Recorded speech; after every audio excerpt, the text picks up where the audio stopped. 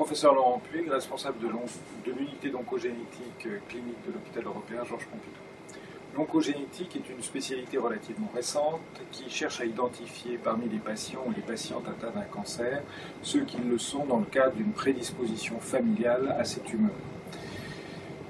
En effet, dans les cancers les plus fréquents, on peut estimer que 5% de ces cancers sont d'origine génétique avec un gène de prédisposition majeur.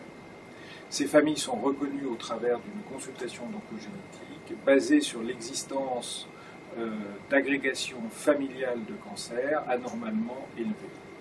Ces familles identifiées par l'oncologue qui les prend en charge sont ensuite adressées à cette consultation d'oncogénétique qui cherche à définir s'il existe une prédisposition génétique à la survenue de ces agrégations familiales de cancer.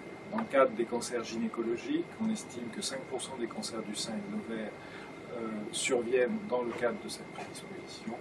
Deux gènes majeurs ont été identifiés, qui sont les gènes BRCA1 et BRCA2. À l'issue de cette consultation d'oncogénétique, une prise de sang est effectuée chez les patients pour rechercher une anomalie qui est essentiellement des mutations qui surviennent sur ces deux gènes, BRCA1 et BRCA2.